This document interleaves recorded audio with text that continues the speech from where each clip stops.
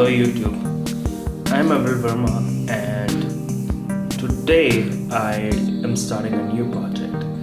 This project, as you can see, it's basically building my own computer, and it's an 8-bit computer, and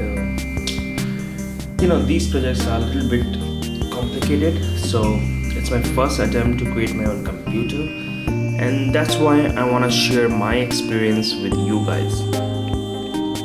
Let me tell you before starting this project that I'm doing this for the first time. I've never done it before, and not like every time somebody creates something and then show the progress, and every time somebody creates something and then again they show the progress. This is not what's going to happen here.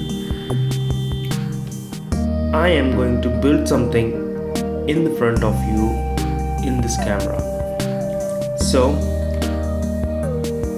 I thought it would be a good challenge for me to build something in front of camera, because this is like I've never done this before. So before starting, I thought, why not give a small, a brief kind of introduction to CPUs, how they work, and things like that. So if you guys are a little bit already aware about how a CPU works, or how a CPU connects to its ROM or RAM or something like that, then I would suggest that you guys can skip this particular video and can go ahead with other videos. But if you're very new to CPU or creating your own computers, this is the video for you. Okay, so to start this project, I actually went ahead and bought few things so that I can I can just create. I don't want to waste some time, and that's why I just come up few components which I will show you right now. Is this right here? What you see is a 6502, or I'll just zoom on that. It's a MOS 6502 microprocessor, and these two ICs is basically the ROM and the RAM, and pretty much that's it. That's all you see in a computer: a microprocessor, a ROM, and a RAM, and this few more things which is known as address decoders, and these are like they decide how a C processor is going to talk to a RAM, or how a processor is going to talk to a ROM. I'll be covering everything up, but I want to start with very basic, and let me tell you one thing, like I never learned these things from a book or something, so I am not going to tell you what books I've gone through or something, because I've never read any book to create my own 8-bit computer. In fact, I have gone through a lot of YouTube videos, because that's my favorite source of learning new things. So in this process of creating my own computer, and I'll be showing you each and every step, I would also be referring you with few videos which I actually referred to achieve that particular thing. So in between, I'll just for the beginner, I would suggest you guys can start with a series of videos. I think it's from Mad Max, and he has created a very beautiful. He has explained how a CPU actually works at very electronics level, where how current is flowing inside a CPU. That's how basics he has explained. So if you guys, I will put the link in the description, and you guys can go ahead, watch his videos, and can start learning about how actually a CPU looks like when we talk to a circuit diagram. Now my videos are not going to be that much basics, but still it will cover a lot of things what he has explained. Okay, so as I've just now shown you, a CPU or a microprocessor basically looks something like this.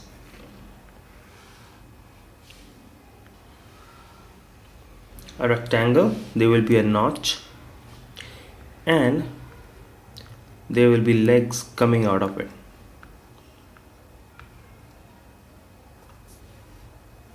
and same will be there on the other side.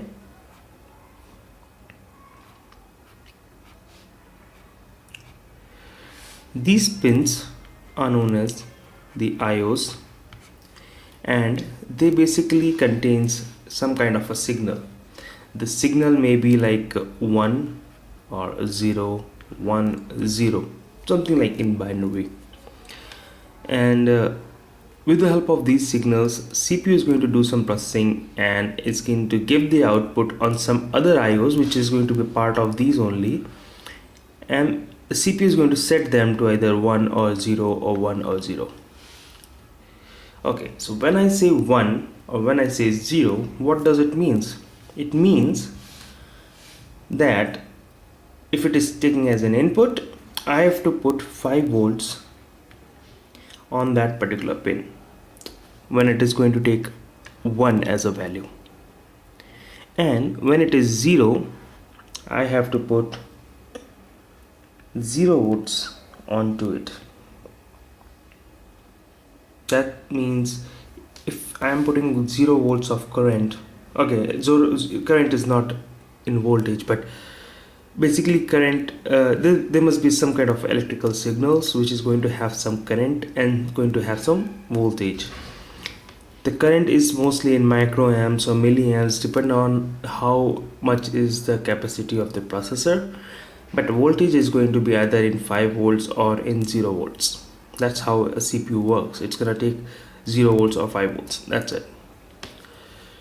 Okay, so let's move forward. So now if I'll say 0 or when I say 1, it means that particular signal wire is carrying either 5 volts or carrying a 0 volt of current. Now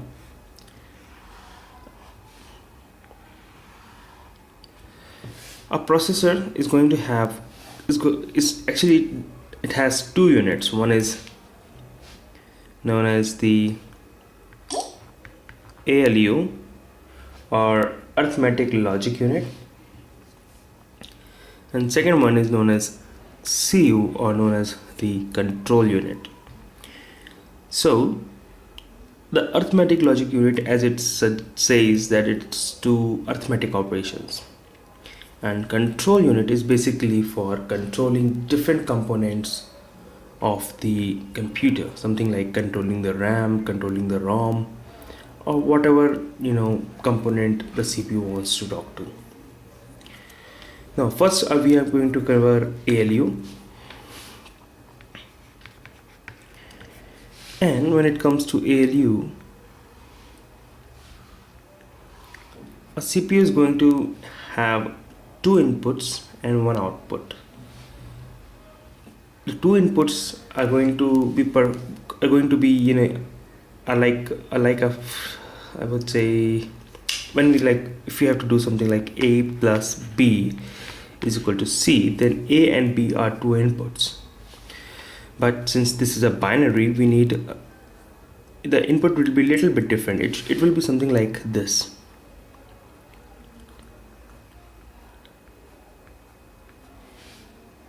This will be 8 set of legs, or you can say 8 set of pins coming out of the ALU,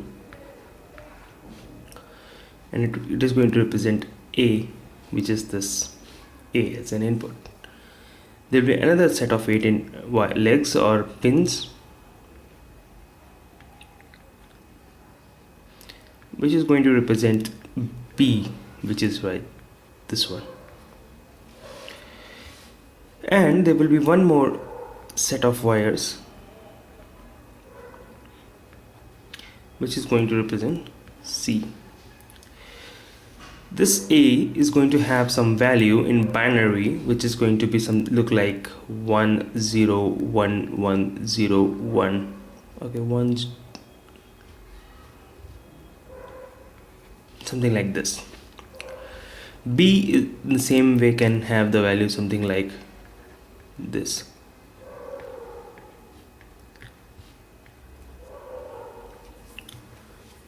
And this ALU is going to perform some addition onto this thing, And whatever binary addition, you know how a binary addition works, and if you don't know, I'll put a link of a video which actually explains that. And this ALU is going to do some addition onto these two inputs and give the output on C, which may be, I'm not saying that the addition of these two numbers is going to what I'm going to write, but it could be something similar to these numbers.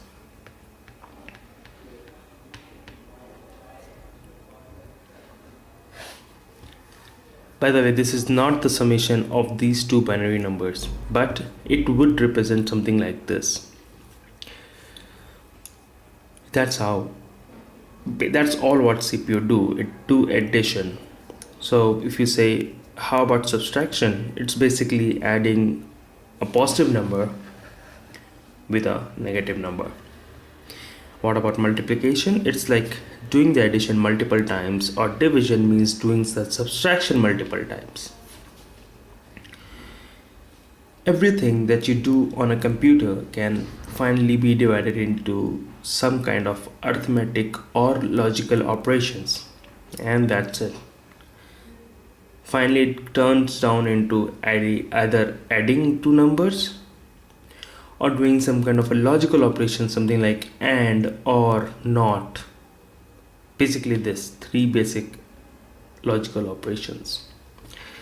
Now this is very basic. If you do want to learn how a CPU works, again I'm going to suggest you go through the Mad Max series.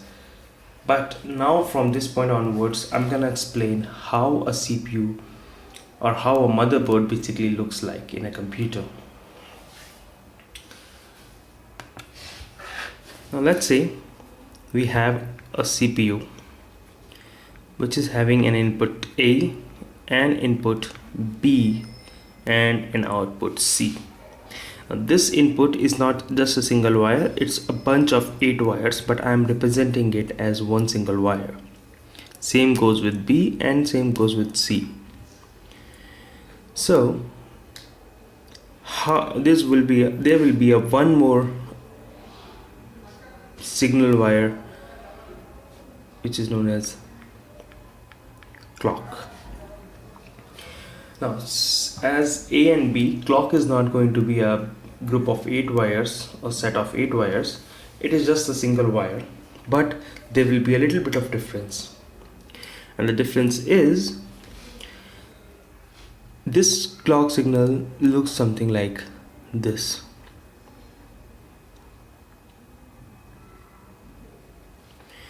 This particular value, this is by the way voltage, this is time, this value is 5 volts, and the bottom one is of course the 0 volts.